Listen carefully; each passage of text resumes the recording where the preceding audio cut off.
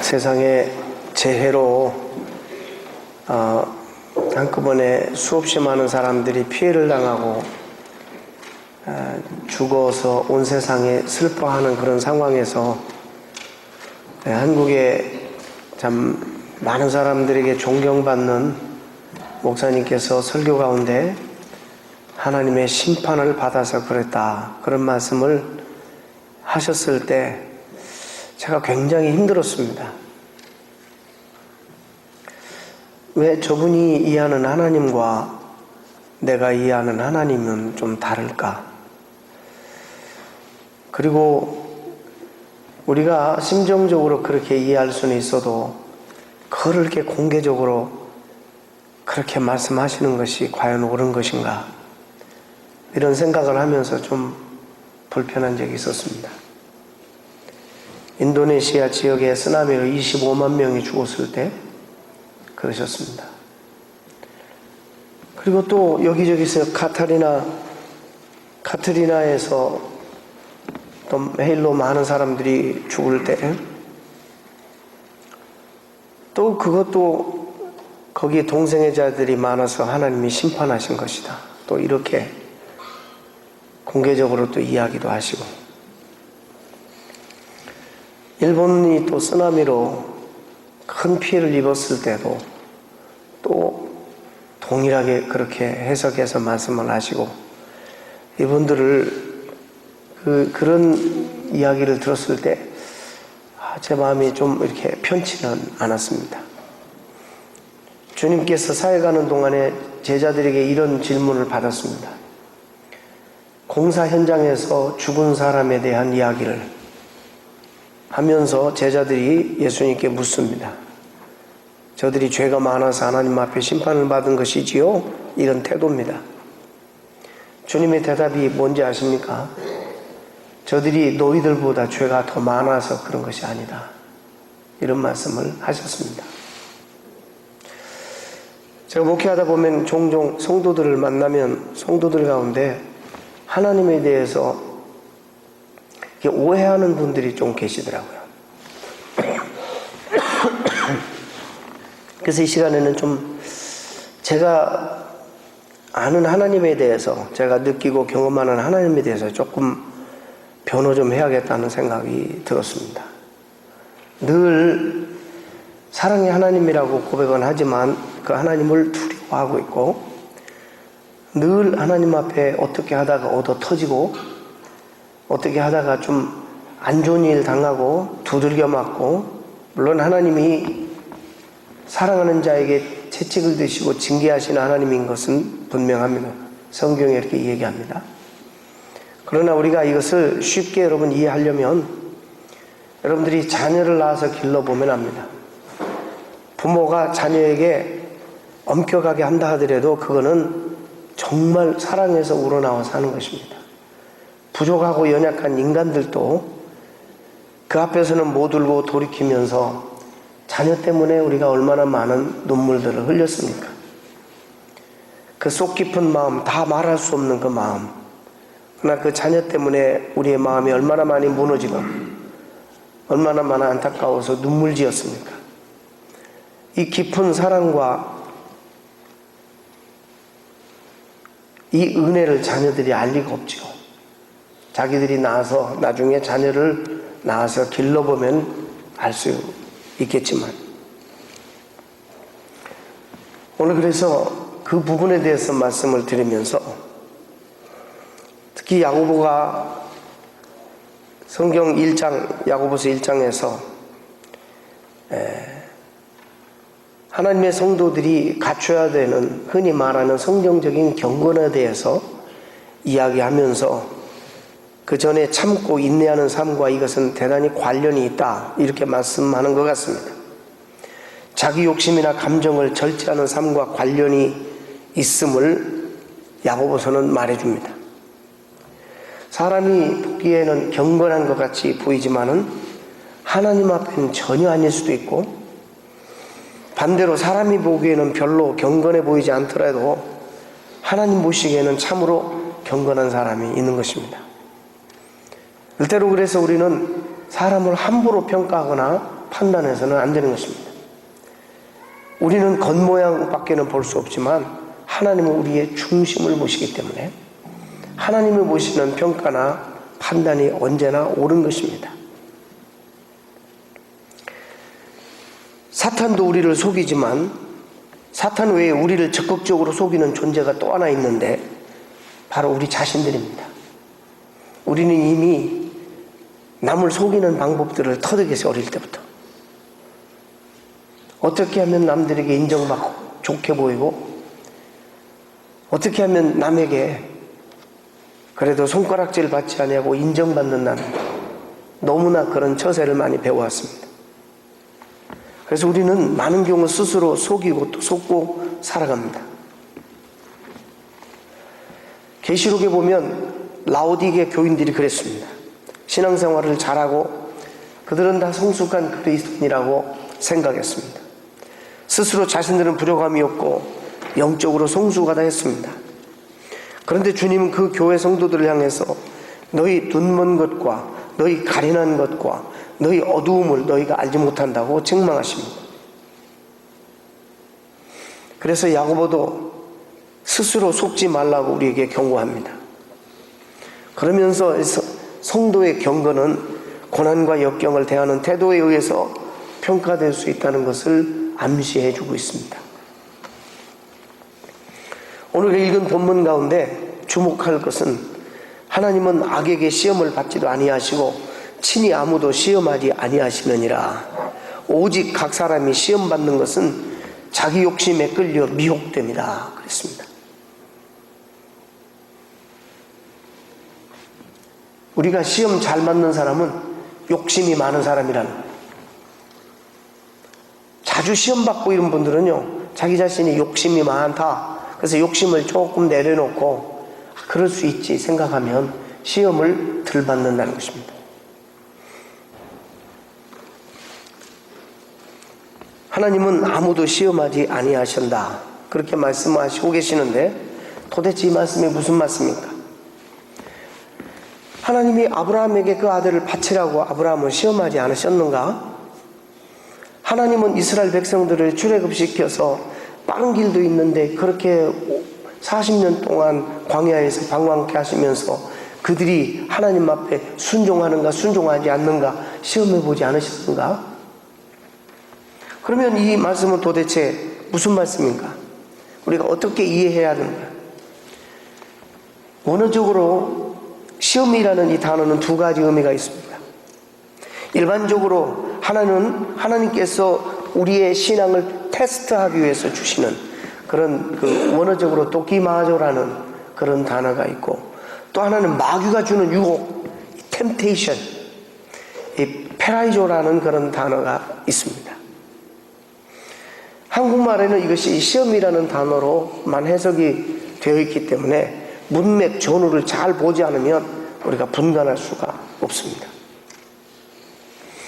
그런데 경험적으로 특수한 경우를 제외하고는 엄밀히 말하면 하나님이 주신 테스트와 사탄이 주는 유혹, 이 템테이션은 구별하기가 쉽지 않을 뿐만 아니라 또 큰 구별의 의미가 없다는 것을 우리가 종종 경험합니다.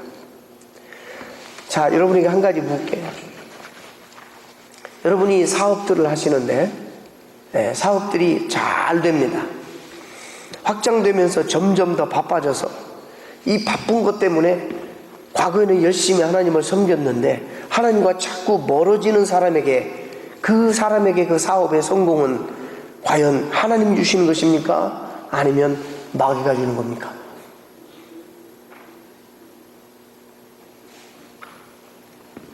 옛날에 참 힘들고 어려울 때는 하나님 앞에 열심히 기도하고 열심히 성실하게 신앙생활 잘하고 주일 성수뿐만 아니라 봉사도 하고 열심히 했는데 삶이 점점 윤택해지고 삶이 점점 개선되고 좋아지고 이러니까 이제 자기 문화생활 하느라고 신앙생활 잘 못하고 주일도 빼먹고 뭐 주일 예배 이외에 다른 거는 뭐 아예 생각도 못하고, 그러면 그가 누리는 그 성공과 번영과 발전은 하나님이 주시는 것입니까? 마귀가 주는 겁니까?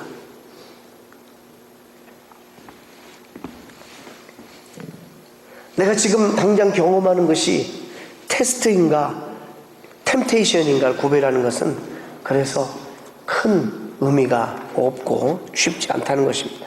왜냐하면 똑같은 일을 경험한다 할지라도 그 사건에 하나님께서 가지고 계시는 의도가 다르고 마귀가 가지고 있는 의도가 다르다는 것입니다.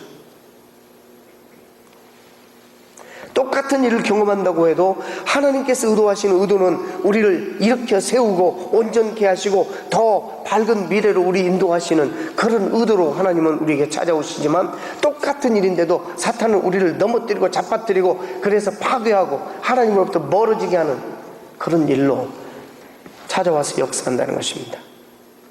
마귀는 항상 악한 의도로 우리에게 다가오고 하나님은 항상 선한 의도를 가지고 우리에게 찾아오신다는 사실을 우리는 성경을 통해서 알게 되고 또 믿어야 합니다.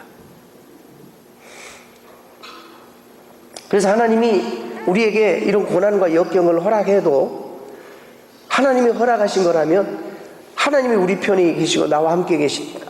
하나님은 언제나 이 모든 것들을 통해서 결국에 하나님의 선한 뜻이 이루어지게 하시고 결국에 나에게 유익이 되도록, 비록 내가 내 own self evil desire 때문에 내가 미혹을 당해서 그런 어려움을 당해도 내가 하나님 쪽을 향해서 바라보고 주님 의지하면 하나님은 이것을 정말 언제나 선으로 바꾸시는 하나님인 것을 우리가 알아야 한다는 것입니다. 하나님은 선악과를 만들어서 에덴 동산 중앙에 두셨습니다. 하나님 그것을 창조하실 때 너무나 아름답게 먹음직스럽게 창조하셨습니다. 그래서 보암직도 하고 먹음직스럽다 그랬어요. 근데 하나님은 그것을 찾으면 저리 힘들여서 일부러 가서 찾는 저 동산 구석에 세우지 아니하시고 피할 수 없는 동산 중앙에 언제나 매일매일 볼 수 있는 그곳에 그 나무를 세우셨습니다. 그리고는 네가 정녕 이 선악을 알게 하는 나무를 먹는 날에는 정녕 죽으리라, 이렇게 말씀해 놓으셨습니다. 다른 건 다 먹어도 좋은데 이 동산 중앙에 있는 이 나무, 선악을 알게 하는 선악과는 먹으면 정녕 죽으리라 말씀하십니다. 자, 우리는 그동안의 성경을 우리가 자연스럽게 보면 어떻게 성경을 이해하냐면, 하나님이 골탕 먹이기 위해서, 잘 보세요, 우리는 이미 타락한 인간들이기 때문에 그렇게 이해를 합니다. 골탕 먹이기 위해서 하나님이 동산 중앙에 꼼짝 못하게 그걸 세워놓고 따먹나 따먹지 않는가 이렇게 관찰하시고 뒤에서 숨어서 지켜보시는 하나님의 인상을 우리가 성경을 통해서 보게 됩니다. 우리는 한때 그렇게 성경을 보았고 아직까지도 주변에 그렇게 성경을 이해하는 사람들이 너무나 많습니다.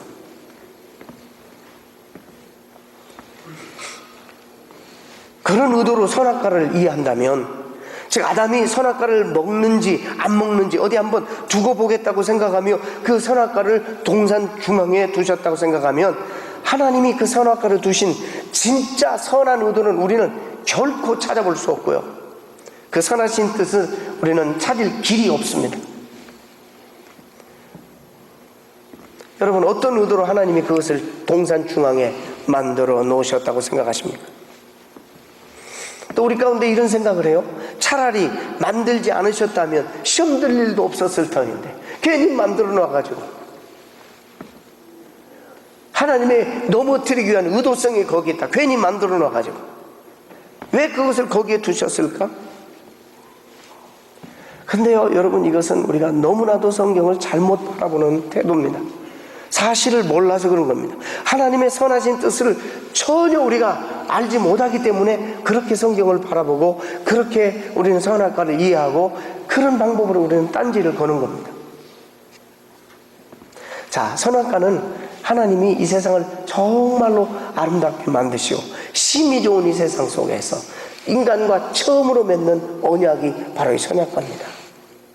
다 허락하시면서 최초로 인간과 맺는 하나님의 인간과의 약속입니다. 하나님께서는 내가 너의 하나님이 되어서 영원히 너와 함께하리라, 영원히 너의 필요를 채우리라, 영원히 너의 생명이 되리라, 영원히 너를 지켜주리라, 영원히 어디 가든지 무엇을 하든지 내가 너와 함께할 것이다. 네가 이것을 볼 때마다 나 하나님을 기억하라. 내 하나님이 얼마나 선하시고, 내 하나님이 얼마나 너를 사랑하시고, 내 하나님이 얼마나 너를 존귀 여기시는지를 기억하라.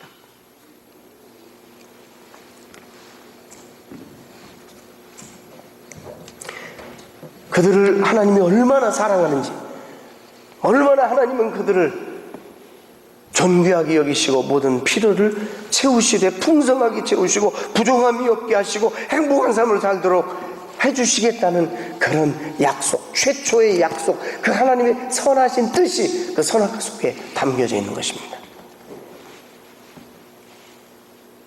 그래서 그들이 매일매일 그것을 피할 수 없는 그 자리에 놓아서 보면서 여호와 하나님이 나의 하나님이고 그들의 하나님이시고, 그들의 하나님이 되셔서 그들을 지켜주시고 언제나 그들을 보호해 주실 뿐만 아니라 그들과 함께 하시겠다는 그런 언약입니다. 그러니까 그들이 선악과를 볼 때마다 하나님이 내 하나님이라는 사실을 인정하고, 그리고 그 하나님의 나를 사랑하시고 보호하신다는 사실을 볼 수 있는 어떤 면에서 사랑의 증표입니다. 적어도 아담과 하와가 내가 하나님처럼 되고 싶다거나 내가 하나님으로부터 떠나 독립하고 싶다는 생각이 그들에게 생기지 않는 한은 이 선악과는 하나님이 나를 사랑하신다는 표시였다는 것입니다.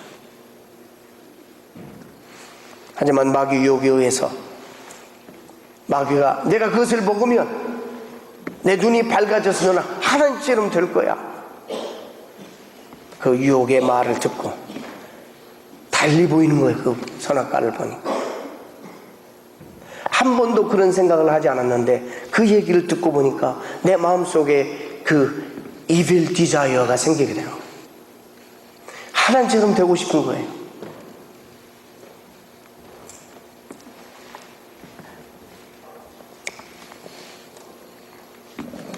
그때부터 그것은 하나님의 사랑의 증표라기보다는 유혹의 대상이 되어서 결국에 따먹어버리게 됩니다. 여러분, 저는 잘 안 끼고 다닙니다. 귀찮아서. 그러나 결혼 반지를 여러분 끼고 다니는 분들이 많이 있습니다. 결혼 반지를 끼고 다니는 이유가 뭘까요? 결혼 반지를 끼고 다니는 이유는 아마 이럴 거예요. 나는 누구를 지극히 사랑하는 사람입니다. 그리고 나는 어떤 사람에게 정말 영원한 사랑을 받고 있는 사람입니다. 나는 그 사랑이 너무 자랑스럽고 너무 고맙고 감사해서 만인들 앞에, 모든 사람들 앞에 얼마든지 공개할 수도 있고, 나는 결혼한 사람이고 나는 나를 사랑하는 그와 함께 평생 나는 사랑을 그 안에서만 서로 주고받을 것입니다 라고 자랑하면서 끼고 다니는 사랑의 증표입니다.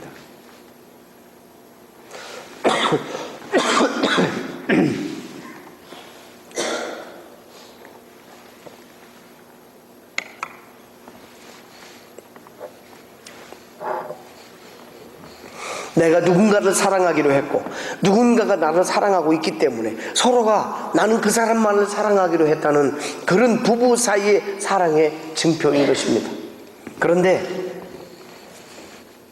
그런데요, 그 사랑의 증표가 내가 결혼했다는 사실을 감추고 딴 생각을 하고 딴 짓을 하고 싶을 때부터는 이 반지가 그다음부터는 구속이 되는 거예요.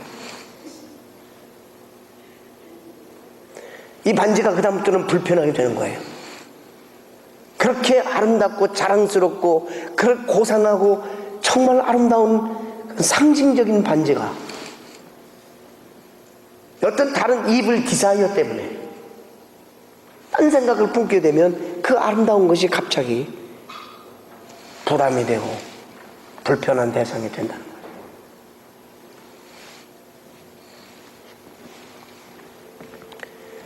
원래 의도는 사랑의 표시죠. 내가 누군가를 정말로 사랑해서 모든 사람들 앞에서 사랑의 헌신을 드러내기 위한 목적으로 끼고 다님에도 불구하고 내가 딴 생각을 품어버리면 갑자기 그 아름다운 것이 불편한 대상이 된다는 거예요. 그러니까 선악과를 동산 중앙에 두신 하나님의 의도는 아담과 하와가 선악과를 먹는지 먹지 않는지 하나님이 이렇게 뒤에 숨어서 골탕 먹이려고 지켜보시겠다는 의도는 결코 없었다는 사실을 여러분 아셔야 돼요. 한 번도 하나님은 그런 적이 없어요. 선한 의도만을 가지고 하나님은 선악과를 내셨어요. 이걸 못 믿으면 여러분 은혜 받아야 돼요. 여러분 이렇게까지도 말하는데 여러분 자꾸 의심이 가면 여러분 단독으로 하나님 앞에 기도해요.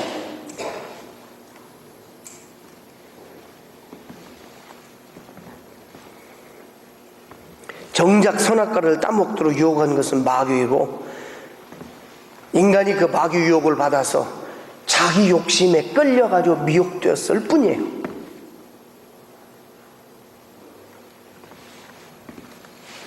하나님의 의도는 인간을 넘어뜨리기 위함도 아니고 넘어지는가 안 넘어지는가를 보시기 위함이 결코 아니었다는 것입니다. 따라서 하나님은 악에게 시험받지도 아니하시고 친히 아무도 시험하지 아니하신다는 이 말씀의 의미는 이렇게 하나님은 악한 의도로 사람을 넘어뜨리려고 하는 경우는 절대 없다는 것입니다. 아까 말씀드린 것처럼 물론 하나님이 우리에게 고난과 시련을 허락하시는 분이십니다. 요셉이 억울하게 종으로 애굽으로 끌려가는 걸 허락하셨습니다. 하나님은 그의 아들 예수 그리스도가 십자가의 길을 가시는 것을 허락하셨습니다. 욥이 죄 없이 고통당하는 것을 하나님이 허락하셨습니다. 그러나 이 모든 경우, 성경의 모든 경우를 다 살펴보아도 우리는 언제나 한결같이 그 속에서 하나님의 선하신 뜻만을 발견하게 된다는 것입니다. 넘어뜨리기 위해서가 아니라 세우기 위해서, 시시하게 적당히 그럭저럭 비실비실하게 한평생 살기 위해서가 아니라 존귀하고 멋지고 아름답게 살게 하기 위해서, 본때 고통스럽지만 그 고난과 역경을 허락하셨다는 것입니다. 하나님을 두려워하고 하나님을 멀리하는 위함이 아니라 하나님을 더욱 의지하고 가까이 하면서 하나님만을 신뢰할 수 있도록 만들게 하기 위해서 하나님은 고통을 허락하십니다. 하나님의 더 선하신 뜻이 이루어지게 하기 위해서 그들에게 고난을 허락하셨고 오늘 우리에게도 그래서 허락하신다는 것입니다. 그러면 본문의 의미는 무엇인가? 하나님이 친히 아무도 시험하시지 않는다는 말씀은 단순히 믿음이 좋은가 나쁜가를 보시기 위해서, 또 하나님을 얼마나 사랑하는가 사랑하지 않는가 확인하기 위해서 우리를 유혹하지 않는다는 것입니다. 우리가 물론 하나님이 하시는 모든 일들은 다 알 수가 없습니다. 안다고 말할 수 없지만 저는 그렇게 믿어요. 틀림없이 어떤 선하신 목적이 있기 때문에 그 목적을 이루시고 나에게 유익을 주시기 위해서 하나님이 잠시 고난을 허락하시는 것인데, 우리는 그걸 가지고 종종 의심하고 또 섭섭해하고 나중에서 하나님을 원망하는 자리까지 나가게 된다는 것입니다. 그런 우리를 보시고 야고보 사도는 우리에게 가르칩니다. 그러지 말라고. 하나님의 선하심을 의심하지 말라고. 이것이 우리가 신앙생활에서 얼마나 중요한 원리인지 모릅니다. 우리는 가끔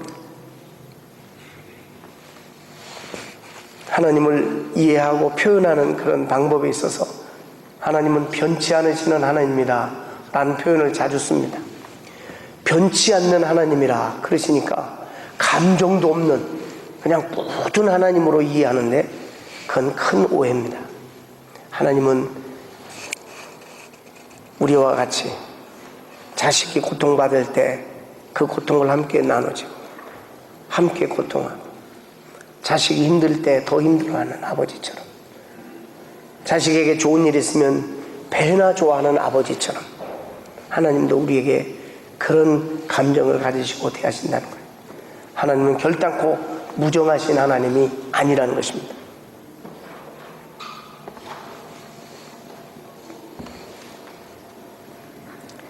이 때문에 야고보 사도는 우리에게 우리가 시험을 받게 되면 하나님께 시험 받는다 생각하지 말고 그렇게 말하지 말라고 말씀합니다. 단순히 하나님은 화가 나가지고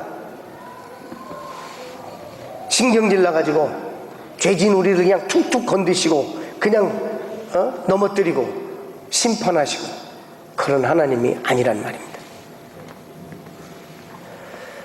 우리가 고난과 시련을 당하게 될 때 정말 사실적으로 우리가 더욱 우리 스스로 힘들게 만드는 것은 고난 자체보다도 이제 우리가 신앙인들이 되었기 때문에 더 하나님에 대한 이 믿음에 대한 신앙이 그것이 더욱 우리를 힘들게 만듭니다. 왜 나에게 이런 일이 일어나는 것일까?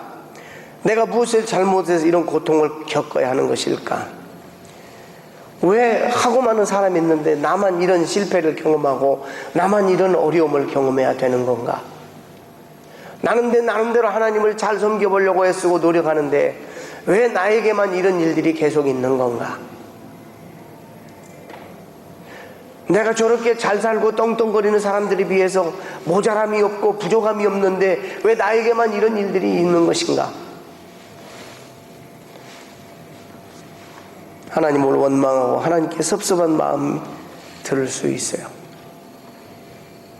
그럴 때에 이게 시험이라는 거요. 그럴 때에 하나님이 너에게 이런 어려움을 주었다 생각하지 말라는 거예요. 물론 허락하시지만은 하나님이 의도적으로 여러분을 고통스럽게 힘들게 하기 위해서 이런 일들을 줬다고 말하지 말고 생각하지 말라는 거예요. 하나님의 선하심을 결코 의심하지 말라는 것입니다. 여러분 이해를 잘 못하면 지혜가 부족하면 친절하게 또 야고보는 하나님 앞에 구하라고 그래요. 지혜가 필요한데 지혜가 부족하거든 사람에게 후히 주시고 꾸짖지 아니하시는 하나님께 구하라. 그리하면 주시리라 약속해 주고 계십니다. 사실 우리 가운데 제가 이 말씀을 준비하면서 이렇게 극도로 힘들고 어려운 사람은 없습니다. 그러나 우리가 한 2년 전에 이런 것들을 경험한 적이 있습니다. 우리 집사님 가정에 얼마나 힘들었을까. 매일매일 숨쉬기조차 힘들 만큼 힘이 들었다는 사실을 우리가 압니다. 너무 무섭고 두려웠을 것입니다. 어떤 면에서 너무 섭섭하고 서운했을 것입니다. 그러나 그런 많은 과정을 통해서 당신의 딸이 깨달은 것이 있었을 것입니다. 하지만 저는 하나님을 믿습니다. 아마 이런 고백을 했을 거예요. 저는 하나님의 선하신 마음과 뜻을 믿고 의심하지 않습니다. 내 하나님은 절대로 그럴 리가 없다고 저는 분명히 믿습니다. 아마 이런 고백을 하나님 앞에 수없이 했을 것입니다. 이런 고백이 있었기 때문에 좀 더 버틸 수 있었고 좀 더 견딜 수 있었습니다. 오늘 분명히 야고보 선생이 네가 잘 참아 인내하고 견디면 생명의 멸관이 너에게 있다. 죽음은 너무 뭡니까? 그렇다면 우리가 생전에도 하나님이 약속하신 승리가 보장되어 있다는 거예요.